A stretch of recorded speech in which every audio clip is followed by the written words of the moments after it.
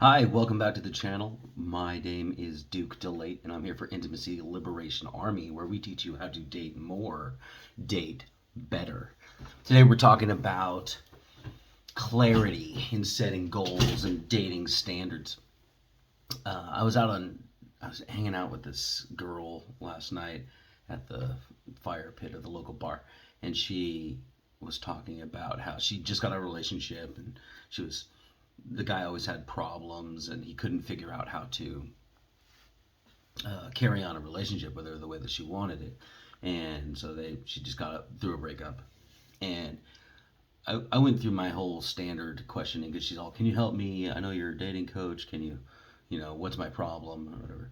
And so I started going down my standard lists of questions and trying to figure out like what her core belief system was that led her into those places. Because basically, she didn't really have standards. Like she was dating a guy who wasn't giving her what she wanted, and then she continued to date the guy who wasn't giving her what she wanted, and then she uh, was sad when he left. Right? They weren't compatible in a agreeable sense, right? Like you can always hang out with somebody, you can always appreciate somebody, you can always celebrate their differences and your differences, but when it comes to the day-to-day decision making and how you want to be treated and whether or not you're meeting your goals, you're meeting your ideals, that comes into play with what the other person's willing to give, right? So uh, the problem that she was having is it's a standards problem. You're not you're settling for less than what your ideals or your future projected goals would deserve. So we're going to talk a little bit about this today. So the only reason you're not going to get the goals you want, right, is you're frustrated that you're not getting the goals you want. The reason that you're frustrated that you're not getting the goals that you want, your ideals, is one, your ideals are too hardcore. Um, they're fantasy. Like you're looking for something that doesn't exist. I get a lot of guys in the programs who come in and they're like, "Yeah, I just want to bang tens, bro. Like hot chicks are cool. Like I'm sick of lowering my physical standards." And, but like this guy has nothing to offer, right? So he hasn't given himself status or social skills or anything. So when he does meet the girl that is super super hot, he doesn't feel like he deserves her, and then he self sabotages, right? Like his standards were fantasy. Hollywood told him that he can get this super hot chick, but he didn't do any of the work so that he could be attractive in that space to a woman like her. So I don't know how you expect to get your goals if your goals are fantasy. So that's one reason you're frustrated you're not getting your goals. Your goals aren't attainable, right? And then the second reason is that you don't even know what you want, and that's more likely the case to most of my students, most of the people who talk to me, is that they know clearly what they don't want, but they don't know what they do want. So that's the first point is we know what we want, we know what we don't want, but we don't know what we want. So here's an example, right? If I ask you, what do you want in a partner, right? Very often I get responses like loyalty, honesty, communication, because we've modeled this from pop psych and dating books and magazines that we read and YouTube videos we watch. It's like, yeah, this is what should be in a partner, right? But um, if you knew that that's what you wanted, then you wouldn't put up with people who didn't communicate, right? Like if that was true for you, if somebody was difficult to deal with, you'd be like, hey, can we negotiate about this? Can we communicate about this, or get the fuck out, right? Because like I want this, and I want to be able to communicate with my partner, and if you're not willing to do that, then you should probably not be my partner. Like having a standard like that is very clear. But if you don't know what you want and you're basically running away from pain, your answers are going to be more like, someone who's loyal, somebody who's honest. I get that a lot. They sigh. I'm like, somebody who just likes me, right? And because they're sick of the negative things from the previous relationships. They go, oh, I don't want somebody who's going to cheat on me. Okay, well, that makes sense. But if that keeps happening to you, then perhaps you're not enforcing your boundaries well enough. And uh, but they don't want like somebody who's going to meet your needs or take care of you when your mental health is dropping or whatever. Like whatever goals that the security and the the the be there for you ness would help with. You're not focusing on those. You're focusing on running away from the pain from the previous reference experiences. I think the reason why people don't know what they want is because all of their reference experiences, all the things that they've seen through life, is in the past, and it didn't work out. Otherwise, they wouldn't be searching me out for dating coaching, right? So they look back over their field of failures and they go, okay, not gonna do that again, not gonna do that again, not gonna do that again, not gonna do that again. And what happens is like their specificity in their standards are staying away from that bullshit, and that bullshit. However, they haven't experienced a whole lot of positive or successful or experiences that worked out. So when they think back over that, it's like, oh, that was a nice experience, but it didn't end up being long lasting, so I don't necessarily want that, right? And so they're not clear about their ideals or what they want. They just sort of model that from everybody else. They're clear about what they don't want because they had the experience that, like, I do not want to feel that type of pain again. So chances are, if you don't have reasonably decent standards that get you the goals that you're looking for, chances are you're focusing more on this avoidance of bullshit than you are the opportunities of the ideals in front of you. So there's a bunch of exercises in the Dateable program. I'll give you one of them right now. In the journal that I have you guys write in all the time, go in and write things that you want in a partner, and make 10 of them, and just make them a list of things that'd be cool if they had them. Not like, uh, kick them out if they don't have them at all, but just things that you want. And make that list. And then next to that list, make a list of 10 things that you absolutely, positively will not put up with. They're deal breakers for you. Like, just nope. And take a look at those lists and reflect on how easy it was to make either one of these lists. There are a lot of people who are like, I don't really want a deal break because, I could work it and, everything's different. It's like, no, there are things that you fucking will not put up with. And if you don't have those things, then that's why you're getting in shitty ass relationships. Like, I'm sure that most people on their face, like, if I saw you in person, I could say, you should date somebody who hits you when you're out of line, and they would be like, nope, I would never put up with that, right? It's a deal breaker. If somebody is physically aggressive to me, I'm not gonna do anything about it, and I'm not gonna put up with it. And on the face, because we know that that's what we're supposed to say, we tell everybody that, oh yeah, I want communication, I want negotiation, I want people who are loyal to me, that will not physically abuse me. However, there are a bunch of nuanced reasons why we stay in relationships like that, and we don't set those boundaries, and we don't set those standards, and we allow that things to keep happening in our lives, right? If you have a rule for your life and then you don't enforce it, then it's not really a rule. It's like a ideal. So having that list available will give you a clear understanding of what you'll put up and then what you won't. And then if you don't understand truly why, if you don't get down in your feelings of why you have those goals, then you're not going to hold them up when they're challenged. So your next little exercise is to go in and figure out what made you make those standards, and what events transpired so that you can make sure that you don't want to do it again if it's a deal breaker, and things that draw you and attract you if it's the nice to haves list. So do that, and get clarity first off on what you actually want, because here's the deal: if you look at all the negative reference experiences that you have, and then you're like, I want to get away from that, then you see most relationships and you see most potential relationships as something that is a roadblock to your ideal fantasy. If you look at, if you know what you do want and you won't put up with shit, then you're constantly looking for opportunities that check the boxes.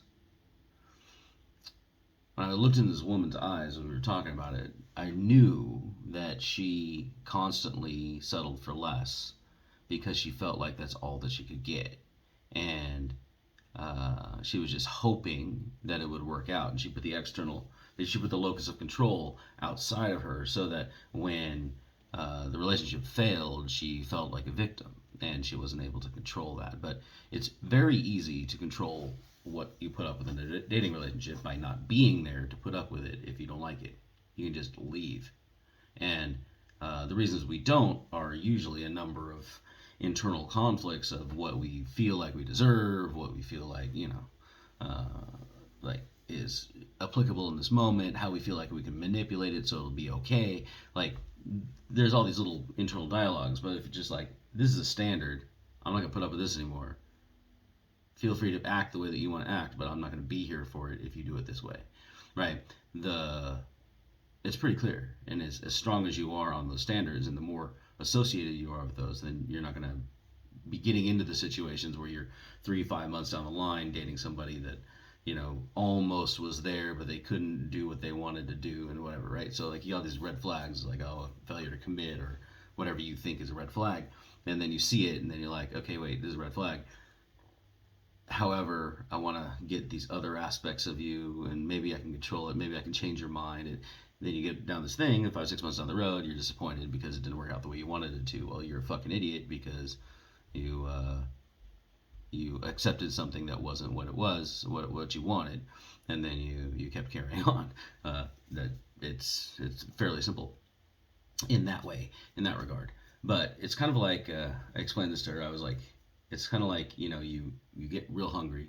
You're sitting there on your couch, and you're like, you know what? It's dinner time. I want to eat something. You know what I'd like? Super rare, badass steak, couple of fucking sprigs of asparagus, nice potatoes with like real cream, whatever. Let's hit that fucking French restaurant. Let's go do the thing, right? So you get up, you put your fucking Uggs on, you get in your car, and you go towards the French restaurant, and on the right there's Taco Bell, right? And nothing wrong with Taco Bell, I guess, but it is not awesome steak with asparagus spears and badass potatoes. It is trash. So you see the Taco Bell, and you're like, you know what? This is right by my house. I need to go finish my book anyway. You know what? I'm just gonna go through the drive-thru. I'm gonna grab the Taco Bell, and then I'm gonna go back to the house, and then you chomp your fucking gordito crunch while you're reading your book or writing your book or whatever. So you make a compromise to go get not what you want, knowing that later on you can always go to the French restaurant. It's fine. Taco Bell was simple, it was easy, it was convenient. Now you're fed, you're doing what you want to do, and yet you save time. Great. So you have that rationale and you bring it back. But then 5 months later, when you're still just eating Taco Bell and you don't want to make the trip to go across town for the French restaurant, you still have never had what you actually wanted, and then you just had some sort of maintaining sustenance along the way, and then you find yourself eating stupid fast food for the next fucking 5 months, and then you're like, oh, whatever happened to that steak I wanted? Well, I can't go get the steak because it's all the way across town, and it takes a long time, and you have all these excuses you've built up that you're not going to go get what you actually wanted. So in effect, you have settled for the Taco Bell and not in the steak direction. And great, if that's what you want, go do that. But you don't sit around bitching at me about how you can never have steak because you're too busy spending time eating Taco Bell. Like, I don't care. That's what you chose to do. If you were constantly driving over to the steak place, and then some bullshit happened where like it wasn't open, then you're like, okay, well you check the hours next time, and then you're like, oh, something happened, right? You can start solving the problems, and eventually eat steak, in the next couple of days, rather than dealing with the ease, convenience, and ultimate poor choice that Taco Bell would be on a regular basis.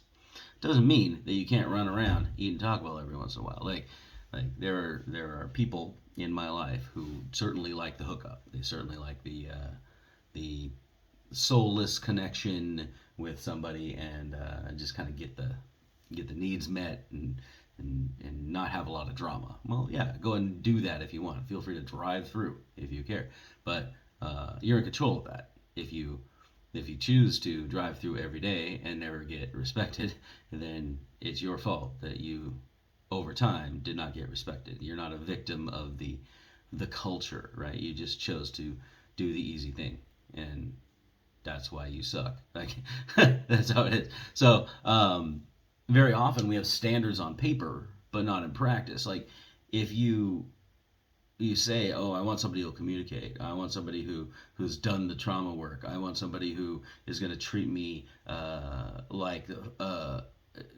is to not treat me like an option. I got somebody who's wants to make me a first priority in their life or whatever. Like you have these goals that you saw on Instagram and or Pinterest or whatever, and you're like, yeah, never be a primary to somebody who treats you like an option. Like it's like, okay, great. But at the end of the day, if you're still acting like an option, you're going to be treated that way. So I did this in a video a while back. It's like you train people how to treat you. I think it was Dr. Phil who said it. It's like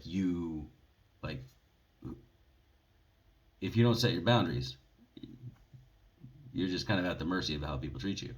If you do, and you know them, and then you won't put up with some shit. I mean, you don't have to be like, I cut people out of my life, and look at my glow up, and like get all fucking ego about it. But you can be like, look, yeah, don't put up with that. Like, don't.